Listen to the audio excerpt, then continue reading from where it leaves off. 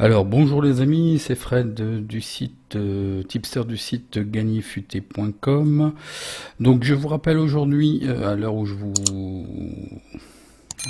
fais la vidéo, on a ce soir à 21h45 une belle affiche Juventus Atalanta. Et là, je vais vous proposer trois pronostics Tottenham Arsenal, Fiorentina Hellas Vérone et Naples AC Milan. Toutes les informations sont disponibles et accessibles sur le site gagnerfuté.com. Ne vous inquiétez pas, il y a des choses, vous allez voir des images qui se chargent pas haute, vous rafraîchissez. Vous savez, Gagnerfuté est un site de test pour beaucoup de choses. En fait, il y a des choses qui n'est pas visible. Là, on est en train d'améliorer en fait la rapidité et puis le chargement pour les mobiles et pour les PC. Même d'ici quelques temps, vous allez avoir une version complètement optimisée pour les mobiles et une version différente pour les PC, quoi. Donc voyons voir tout de suite le premier match que je vous propose. Donc Tottenham Arsenal. Donc Tottenham est 9e avec 40 points et Arsenal est 8e avec 50 points. Synonyme d'accession quand même, ils peuvent encore espérer accéder à l'Europe, sachant que Arsenal est toujours qualifié en Fed Cup. Donc voilà, il va être surtout très intéressant et important pour Tottenham de faire quelque chose. Donc justement, une confrontation directe, c'est là où ça peut faire mal à la tête, hein. Donc voyons voir le face-à-face. Donc au niveau du face-à-face, une certaine régularité, mais c'est assez changeant, quoi. Match nul, ça gagne, ça perd. Au niveau Tottenham, c'est jamais très tranchant, jamais très sûr. Peu de buts, c'est sûr, peu de buts marqués, mais peu de buts encaissés aussi. Arsenal revient très bien, une certaine régularité, bon, qui vient juste d'être cassée par un match nul. Mais surtout, les trois matchs précédents, ils n'ont pas encaissé de buts. Donc ça, c'est très très bien. Donc voyons voir, Tottenham gagne 38% de ses matchs, font match nul à 29%, perdent à 32%, ils font des over 2,5 buts à 58%, des under à 41%. Ils marquent en premier à 50%, ils encaissent en premier à 44%. L'Arsenal gagne 35% de leurs matchs, font match nul à 41%, où ils ont eu une très longue série de matchs nuls, c'est pour ça que c'est... Et 23% de défaites. Ils font des over 2,5 à 52%, des under à 47%. Ils marquent en premier à 50% et ils encaissent en premier à 44%. Voyons voir le face-à-face domicile extérieur. Donc à domicile, Tottenham reste sur 2 victoires. Et idem pour Arsenal. Donc à domicile, Tottenham gagne 58% de ses matchs. Font match nul à 17%, perdent à 23%, des over à 47%, des unders 2,5 à 52%. Un rendement de 16% sur cette équipe à domicile. Arsenal gagne 23% de ses matchs à l'extérieur. Bah oui, il y a une très longue période là, c'était très infernal. Ils se mettaient tout le temps une balle dans le pied. Match nul à 47% et perdent à 29%. Ils font des over 2,5 à 41%, des under à 58% et un rapport négatif de moins 38%. Hein.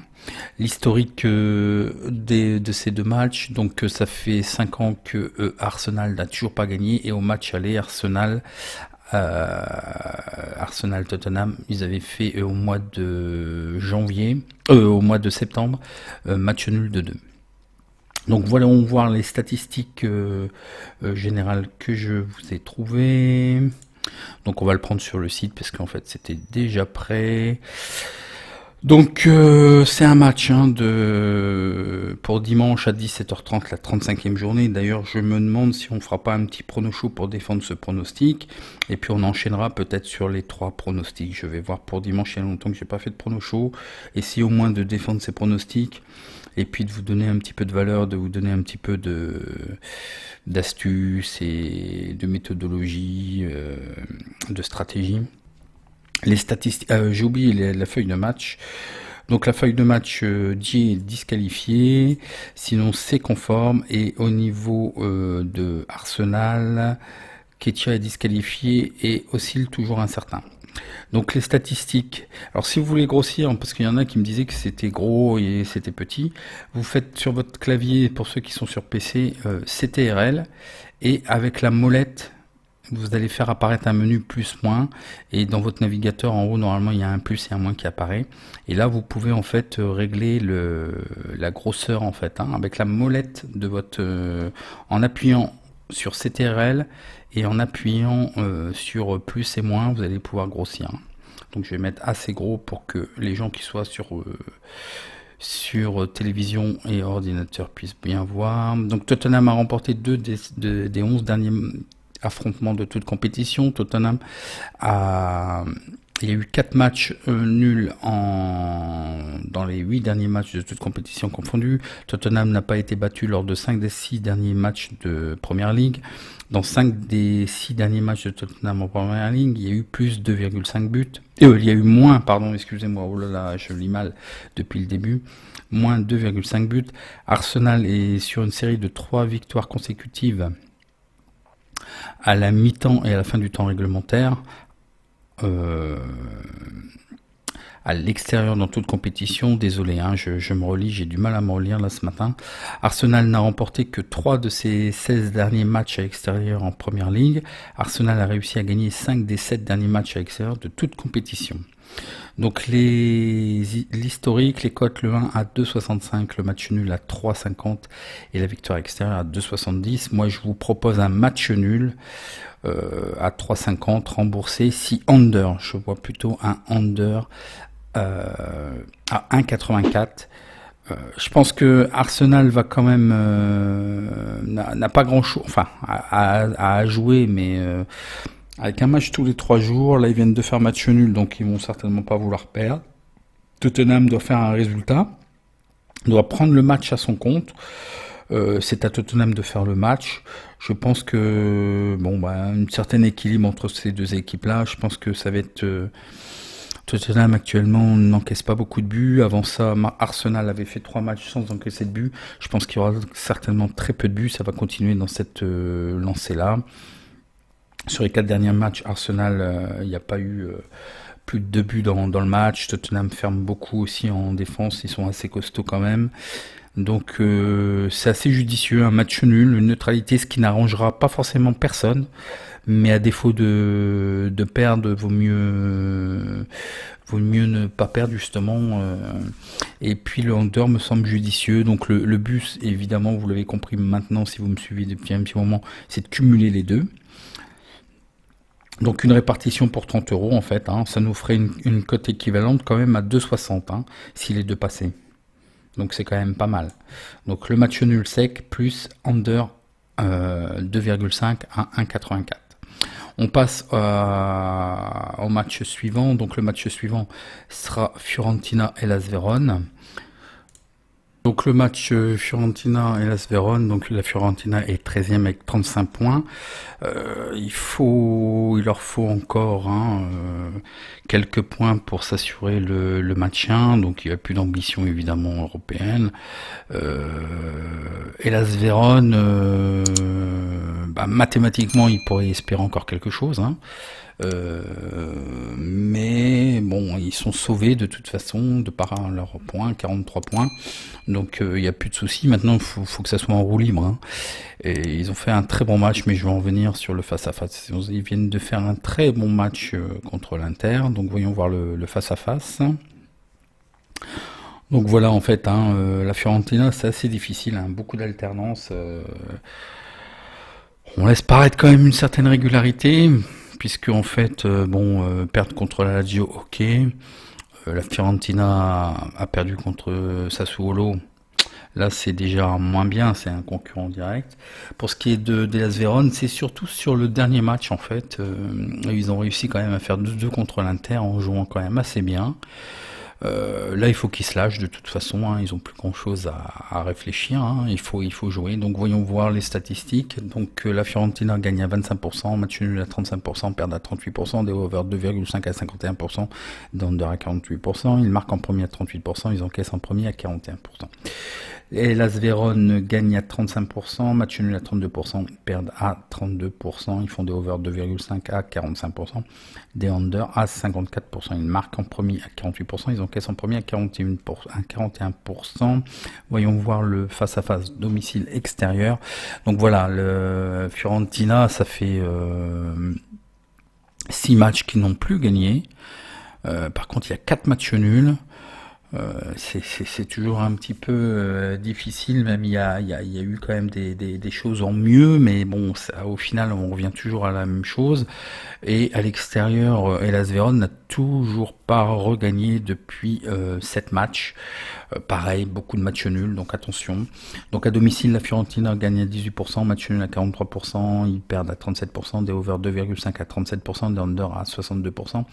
Hellas Vérone gagne à 20%, font des matchs nuls à 40%, ils perdent à 40%, ils font des over 2,5 à 33%, des under à 66%. Des rapports négatifs sur les deux équipes. L'historique nous donne... Hellas Vérone n'a plus gagné à la Fiorentina depuis 3 saisons, et au match aller, Hellas Vérone l'avait emporté 1-0. Donc voyons voir les statistiques particulières que je vous ai trouvées. Donc ce sera à la 32e journée à 19h30 le dimanche.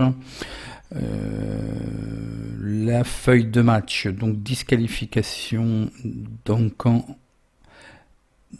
et Castrovilli est incertain. Côté Hellas Vérone, il y a Saccani et Pacini qui est incertain. Pacini, je pense qu'on doit dire Pacini, je pense. Alors, pour les statistiques, la Fiorentina a gagné seulement 3 de leurs 27 derniers matchs à domicile. J'ai fait le contraire. En Serie A, la Fiorentina a réalisé un match nul à la mi-temps et à la fin du temps réglementaire dans 4 des 7 derniers matchs de Serie A. La Fiorentina a fait match nul dans 4 des 7 derniers matchs de Serie A. Les deux équipes ont marqué dans 4 des 5 derniers matchs de championnat de la Fiorentina. Il n'y a pas eu de défaite d'Hellas Vérone dans 13 des 16 derniers matchs. Donc c'est pour ça ils sont quand même assez solides. Ils arrivent à tenir quand même leurs résultats. Hellas Vérone n'a réussi que une seule victoire lors des 10 derniers matchs à l'extérieur, donc effectivement ils gagnent pas, mais ils perdent pas non plus, quoi. Et Hellas Vérone a fait match nul dans 5 des 7 derniers matchs à l'extérieur à Serie A. Lors de leurs 6 derniers matchs en Serie A à l'extérieur, Hellas Vérone a un record de 4 matchs nuls à la mi-temps et à la fin du temps réglementaire. Et Hellas Vérone a marqué plus de 2 buts dans 4 des 6 derniers matchs. Donc vous voyez, il y a quand même une ambiance de match nul qui ressort, vous aurez deviné ce que je vais vous proposer. Donc à la lecture des statistiques, donc les confrontations, les cotes, le 1 à 2,08, le match nul à 3,60 et la victoire extérieure à 3,70. Donc je vous propose encore pareil, un match nul à 3,60, mais cette fois-ci les deux équipes marquent. Parce que j'ai bien l'impression qu'on pourrait couvrir et cumuler. J'ai bien l'impression que quand même ça encaisse mais ça perd pas. Et ils sont capables de faire quelque chose. Et il faut quand même que ça joue. Des fois la Fiorentina c'est quand même assez spectaculaire. Et puis des fois c'est un coup de moins bien. Soit ils encaissent énormément, soit ils marquent. Donc bon, je pense qu'il y aura du but. Donc les deux équipes marquent. Et je vois bien le match nul au final quand même. C'est ce qui ressort beaucoup, donc je vous ai mis une répartition pour 30 €. Voilà pour ce match, on va voir le troisième match. Donc le troisième pronostic, c'est sur Naples-Milan AC. Donc Naples est 6e, peuvent espérer mathématiquement à accéder à la Ligue des Champions. Ça va être effectivement très difficile, mais mathématiquement c'est toujours possible. Par contre, ils ont pratiquement déjà leur place assurée enfin c'est pas qu'ils ont pratiquement, c'est qu'ils ont leur place assurée ayant remporté la Coupe nationale en Europe. Donc là il faut que ça lâche, il faut que ça joue. Et puis le Milan revient très très bien. L'AC Milan est très très bien, fait un très beau finish aussi. Super performance contre la Juventus, mais on va le voir juste après. Donc voilà, donc je sais plus si je vous ai dit, donc Naples est 6e avec 51 points, et puis Milan AC est 7e avec 49 points. Voyons voir le face-à-face. Donc une très belle régularité, ça gagne ou ça perd d'ailleurs pour Napoli. Ils ont quand même tendance évidemment de beaucoup plus gagner. Donc une très très belle régularité, et idem invaincu depuis 5 matchs Milan, et une très très belle performance. Ils perdaient 2-0 enfin 0-2. Et ils ont remonté à 4-2, un match extraordinaire pour Milan, une très belle référence et autres. Donc voyons voir les statistiques. Naples gagne à 48%, match nul à 19%, perdent à 32%. Ils font des over 2,5 à 58%, des under à 41%. Ils marquent en premier à 51%. Ils perdent en premier, ils encaissent en premier, pardon, à 41%. Le Milan AC gagne à 45% ces matchs, font match nul à 22% et perdent à 32%. Ils font des over 2,5 à 48%, des under à 51%. Ils marquent en premier à 48% et ils encaissent en premier à 41%. Voyons voir le face-à-face domicile extérieur. Donc Naples reste sur 3 victoires consécutives et toujours une invincibilité à l'extérieur de 4 matchs. Naples à domicile gagne à 46%, match nul à 13% et perdent à 40%. Ils font des over 2,5 à 66%, des under à 33%. Par contre un rapport négatif, oui c'est une sale petite série, bah, c'était le début de saison, on ne voit rien aller là. Toute cette partie-là où il y a eu beaucoup de déclarations, ça y est, c'est terminé cette période.